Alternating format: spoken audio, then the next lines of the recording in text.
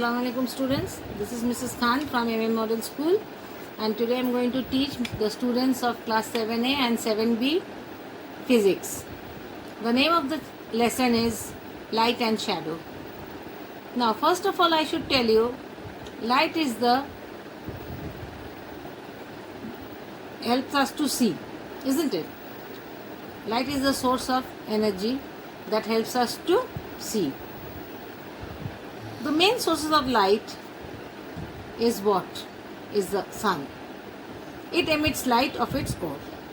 The object which emits means gives out light of its own, they are called luminous objects. Which object? Luminous object.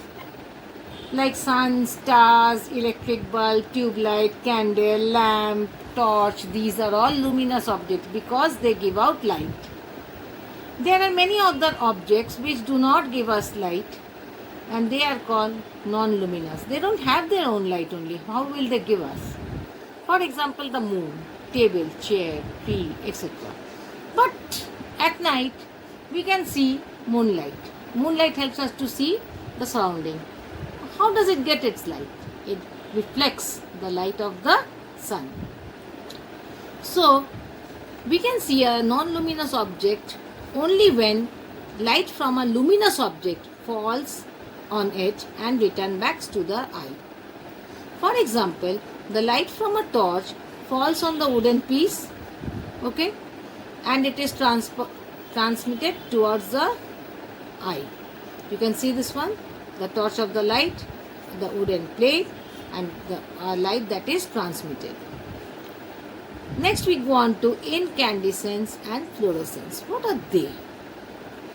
Certain objects like sun, electric bulb, candle, etc. they give out a lot of heat along with light. Along with light they give out heat also. This property of emission, that is giving out of light by an object, when heated at high temperature, this is known as incandescence. The object which shows this property is called incandescent object. So I hope you all have understood. A candle, when it burns, it gives us light as well as it gives off heat.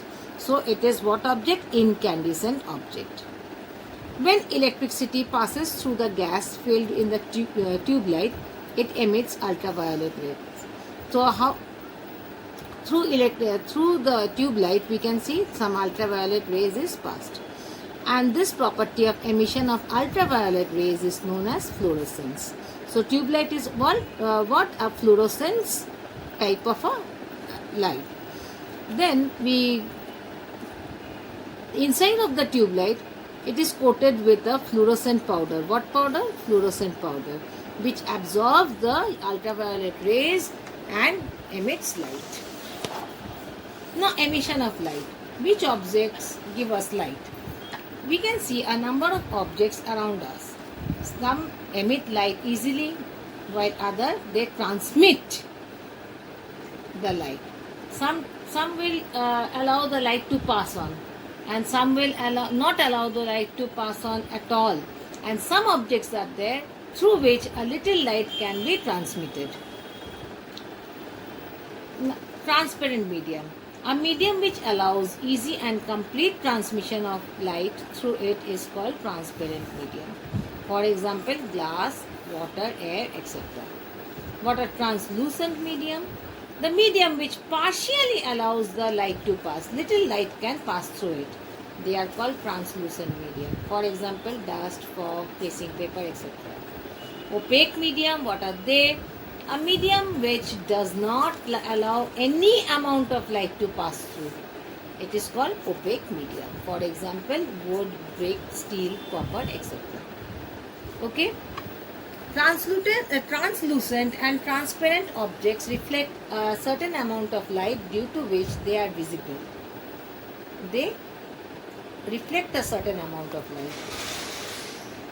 Had these been 100% transmission, if there was 100% transmission through them, then they would become invisible. So, वो invisible हो जाता है. Thank you. Rays and beams of light. What are they? A single thin light when emerges from a point source, it is called ray of light. A beam of light is what? A beam means a group of or branch of ray of light emitted from an extended source is called beam. Beam can be of two types, a convergent beam and the divergent beam. What is convergent beam? The light beam is said to be convergent if the rays of light, they meet at a point. They all meet at a point, then it is called convergent. But if they diverge from one point, if they go away from one point, then they are called divergent rays. What rays? Divergent rays. Okay. So what is a ray of light? मान लो कभी ऐसा होता है कि it happens like you are sitting in a room, it's totally dark and there is a small hole and through that hole some light is coming in. So that is called what? A ray of light coming in. Next, propagation of light. Light travels in straight line. How can we, and this is called rectilinear propagation of light. How can we show that light travels in straight line? Activity 1. Through this activity, we can see that light is traveling in a straight line. For example, we have taken 3 cards. They are of the same size, 3 cardboards, and the holes are made in the same measurement, okay, in the center of the card, in the same place. And here we light a candle, and here we can see. If we see through the holes, you will be able to see the light. Yes, miss? Yes. But now, what I will do is, I will slightly displace one of the cardboard. The middle cardboard is displaced. Okay, that is pulled up a little, somewhat like that. Then what will happen? We will not be able to see the light. There will be an obstruction. Okay, because the holes are not in the same straight line. So when the holes were lined up horizontally, the ray of light was visible because it followed a straight path. When the holes are not lined up, then the rays are not visible as it does not follow as a zigzag path. Light does not follow a zigzag path, so it cannot be seen. And this is known as the rectilinear propagation of light. Assalamu alaikum students. This is Mrs. Khan from MM Model School, and today I am going to continue with the chapter Light and Shadow for the students of class 7A and 7B. This is just the continuation. I have taught you all what is light and what is rectilinear propagation of light, the beam of light, the ray of light, etc. Now I go on to images and shadows. When you stand opposite a mirror, you will see your image. If you stand in front of the mirror, you can see your image in the mirror. And if you stand in front of the candle, you will see the shadow at the back of you. Images. An optical reproduction of an object formed by light is called an image. That is optical reproduction because I am standing in front of the mirror. I can see my own image. When the image of an object can be obtained on a screen, then it is called real image. If the image of the object can be taken on the screen, it is called real image. When it cannot be taken on the screen, it is called virtual image. Next, pinhole camera. What is the pinhole camera?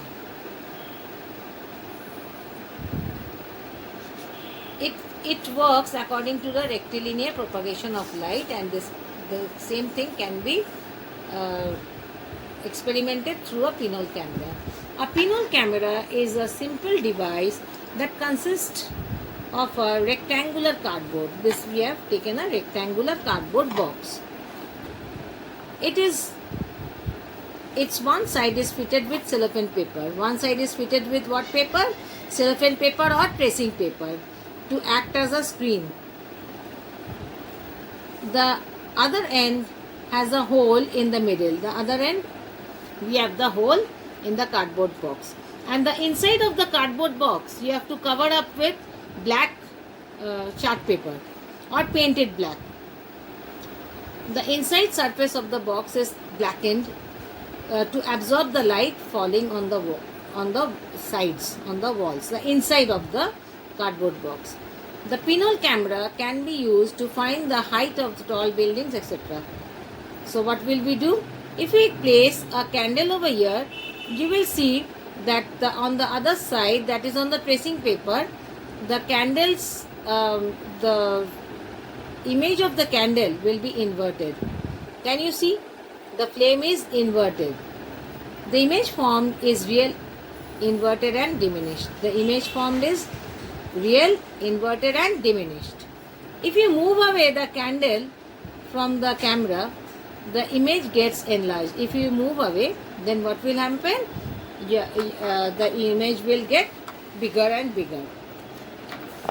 If the distance between the screen and the hole is reduced, if the distance is reduced, then the size of the image decreases. And if the distance is far away, then the size of that image is reduced. Okay, I'll show you by an experiment. After drawing an experiment, first let me teach the shadow. A shadow is formed when an opaque object blocks the passage of the light. An opaque object is placed in front of the light. What will form? A shadow. As a result, a dark patch is obtained on the screen. A shadow has two parts, umbra and penumbra. What is umbra? The part of the shadow which receives no light at all, that is umbra, and the part which receives a little light or fade light, it is called the penumbra. Characteristic of a shadow: the shadow formed by an opaque object depends upon the certain factors. For example, when the light source is a point, if the light source is a point, the light is going through a point, then in this case what will happen? Only a umbra is formed. Only what is formed? An umbra is formed. Okay, the whole thing is umbra and there is no scene of penumbra because it is going just through a point and it is touching the object. It is touching the object and only a umbra is formed. Okay, when it is just a point, the light source. When the light source is smaller than the object, the light source, it is smaller than the object, then what happens? Both umbra and penumbra formed on the screen. Both are formed on the screen. Umbra and penumbra. As the screen is removed far away, what happens? The size of umbra and penumbra, it will increase. When the light source is larger than the object, see, this is the light source and the object is smaller than the light source, then what will happen? Smaller the umbra and larger the penumbra. The umbra is smaller and the penumbra is larger. If we move the screen away a little more, what will happen? Again, smaller the umbra and larger the penumbra. Okay, and penumbra will be very faint. And if we move away more, then what will happen? The penumbra will be there, but the umbra will be missing. For instance, I will tell you one thing now. That suppose, 1 minute, just give me 1 minute. Suppose this is my earth. Okay, and here is the sun. Here is a small aeroplane moving.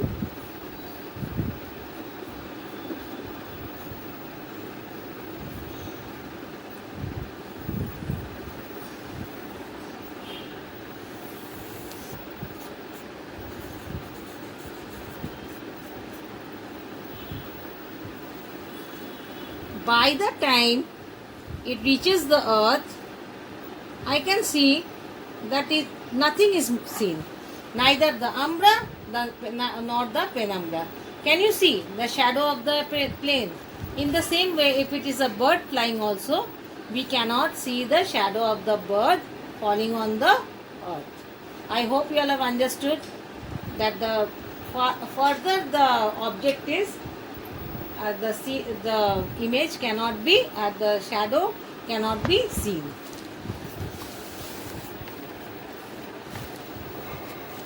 So here is a, let us go to the next paragraph. Birds, kites, aeroplane, etc. flying high to the sky do not cast their shadow. Why? Because this is because the size of the source, that is the sun, is million times larger than the objects. Thus, umbra is not formed and penumbra is too faint to be visible. Thank you.